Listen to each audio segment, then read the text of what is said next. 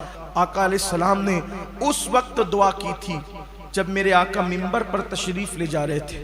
کہتے ہیں کہ جب خطیب منبر پہ جاتا ہے، کوئی خطیب جمعہ کے دن جب خطیب منبر پہ جاتا ہے تو جو لوگ جو دعا کرتے ہیں اس کی ہر دعا قبول ہوتی ہے۔ ایک دن میرے آقا جمعہ پڑھانے کے لیے جب منبر پہ تشریف لے جانے لگے تو پہلے زینے پہ قدم رکھا اور فرمایا آمین، پھر دوسرے زینے پہ قدم رکھا اور پھر فرمایا آمین، پھر تیسرے زینے پہ قدم رکھا اور پھر فرمایا آمین۔ آقا آمین کہہ رہے ہیں، کوئی دعا کرنے والا نظر نہیں آتا، سید العالمین آمین کہہ رہے ہیں۔ کسی نے دعا کی ہوگی تبھی تو آمین کہی جا رہی ہے، حضور یوں ہی تو آمین نہیں کہتے۔ جب خطبہ ہوا، نماز ہوئی، صحابہ نے عرض کی آقا ہمارے ماں باپ آپ پہ قربان، ہم نے سنا کہ آپ نے 3 بار آمین کہی، کوئی دعا کرنے والا دکھا نہیں۔ آقا فرماتے میرے صحابہ جبریل امین آئے تھے، سید الملائکہ آئے تھے اور میں منبر پہ چڑھ رہا تھا اور وہ دعا کر رہے تھے۔ آقا کیا دعا کی انہوں نے؟ آقا نے فرمایا جب دعا انہوں نے کی تو میں نے آمین کہہ دیا۔ یعنی سید الایام ہے، جمعہ کا دن ہے، سید الایام جمعہ کا دن، سید الملائکہ کی دعا اور سید العالمین کی آمین۔ کیا کوئی بدبخت یہ کہہ سکتا ہے؟ کسی میں جرأت ہے کہ وہ وقت کی دعا قبول نہ ہوئی ہوگی؟ میرے اور آپ جیسا گنہگار منبر پر خطیب کے چڑھتے وقت دعا کرے تو اس کی دعا کی قبولیت کی گارنٹی دی گئی۔ جب جبریل دعا کرے اور حضور آمین کہیں تو کون انکار کر سکتا ہے؟ کوئی بے ایمان ہی ہوگا جو انکار کرے گا۔ اب وہ 3 دعا کیا تھی وہ سن لیں اور پھر دیکھیں کہ ہمارا انجام کیا ہے۔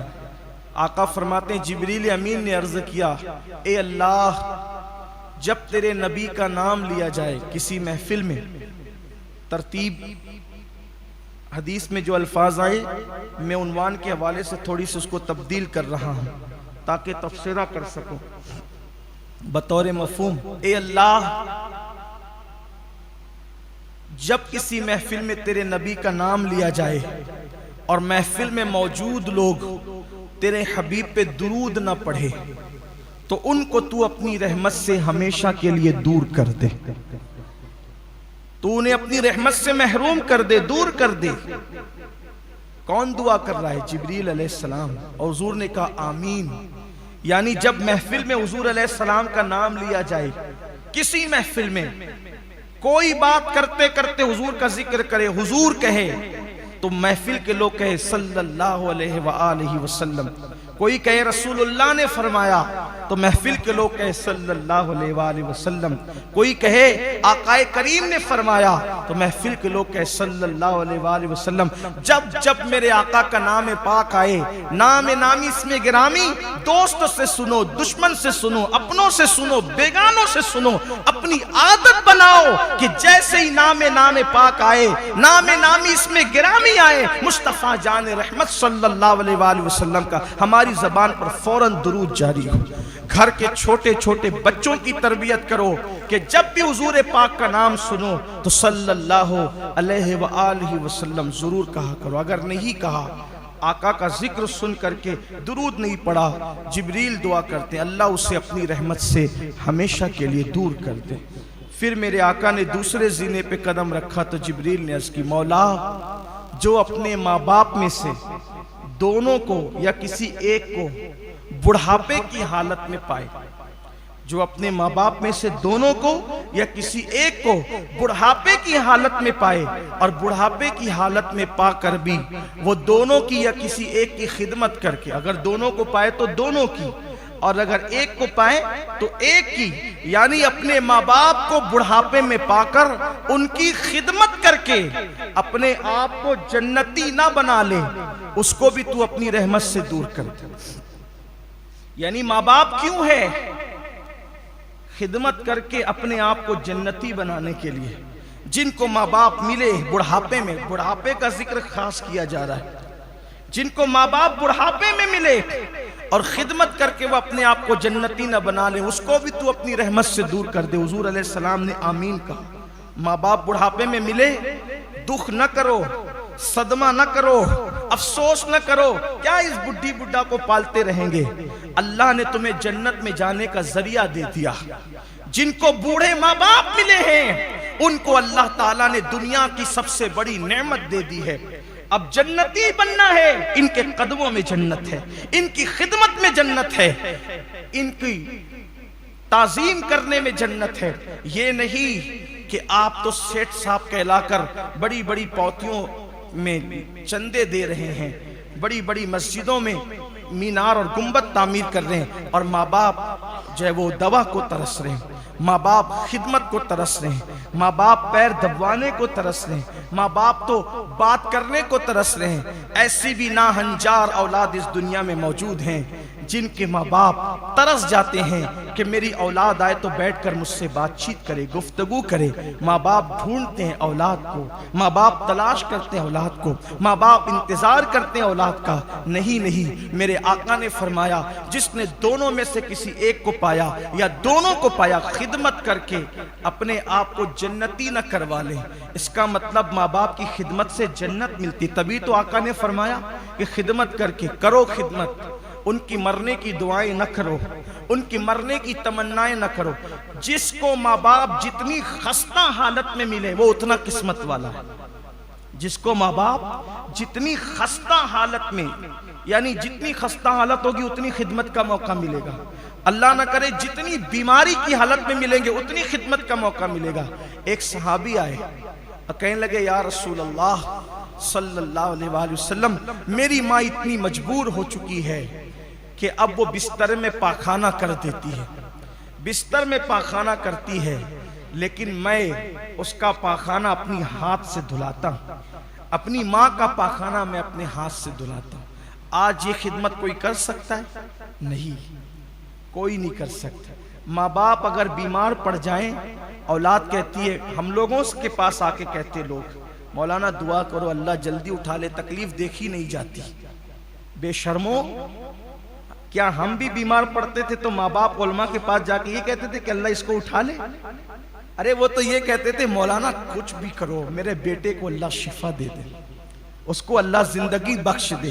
مائیں تڑپتی تھی، روتی تھی، کیا دور آ گیا، کیا زمانہ آ گیا، کسی کا کوئی حق پہچاننے والا نہیں رہا، کوئی کسی کا حق جاننے، نہ علماء کا حق ہے، نہ قرآن کا حق ہے، نہ ماہ رمضان کا حق ہے، نہ ماں باپ کا حق ہے، نہ ائمہ کا حق ہے، نہ اللہ اس کے رسول کے حقوق ادا کیے جا رہے ہیں، کچھ نہیں ہے، صرف دنیا دنیا دنیا ہی میں لوگ ڈوب گئے۔ ایسا لگتا ہے جیسے دنیا سے کبھی جانا ہی نہیں ہے۔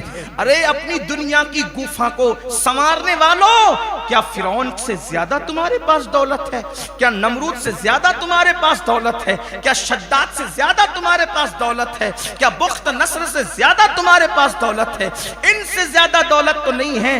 وہ اتنی بڑی بڑی حکومتوں کے بادشاہ تھے، لیکن وہ دنیا میں ڈوبے تو کیسی عبرتناک ان کو موت آئی۔ ہم کیا دنیا کے غلام اور دنیا کے بے دام بندے بن گئے؟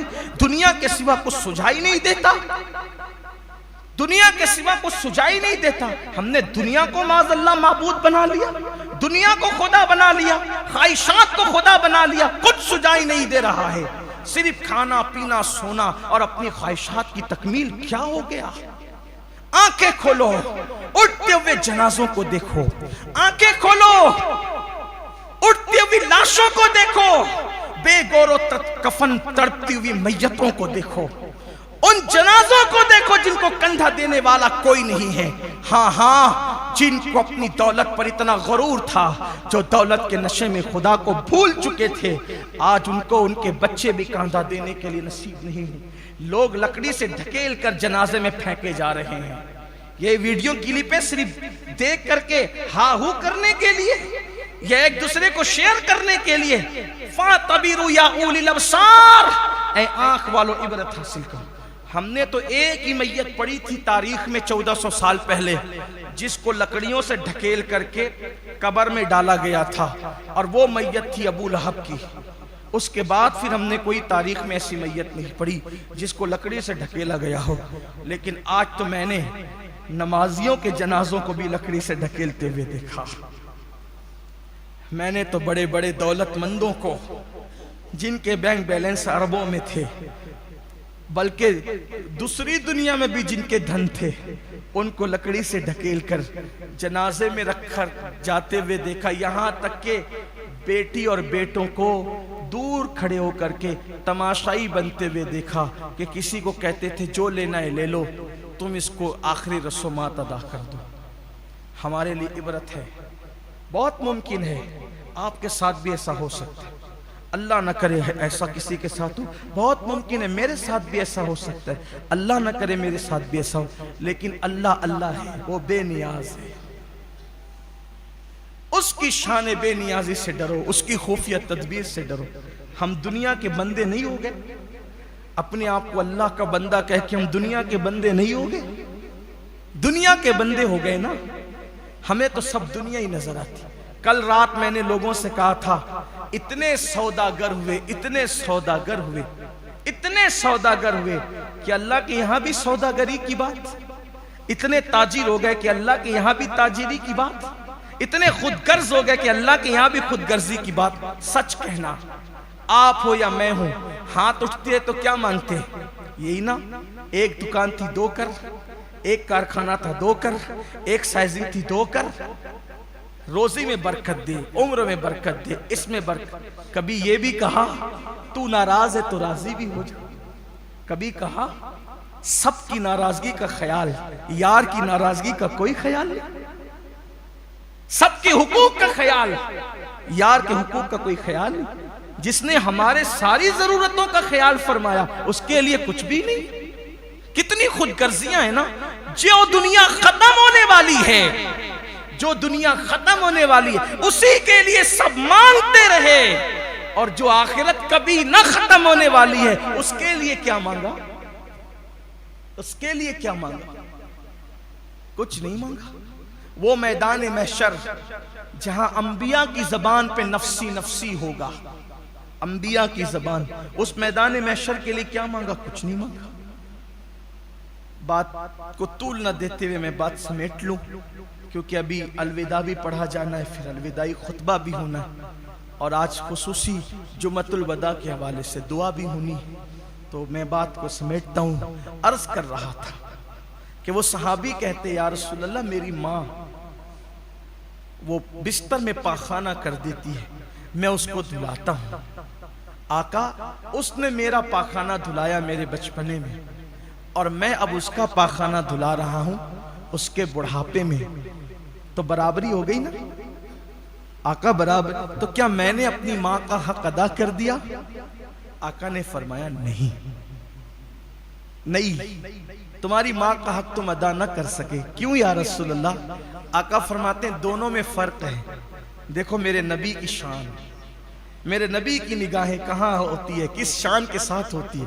फरमाया तुम भी धुलाते हो पाखाना, वो भी धुलाती है थी, लेकिन दोनों में फर्क ये है, जब वो तुम्हारा पाखाना धुलाती थी तो दिल में तमन्ना करती थी अल्लाह इसकी लंबी उम्र कर, इसको बड़ा कर, जल्दी से बड़ा कर दे, इसकी उम्र लंबी कर दे, इसकी उम्र दराज कर दे।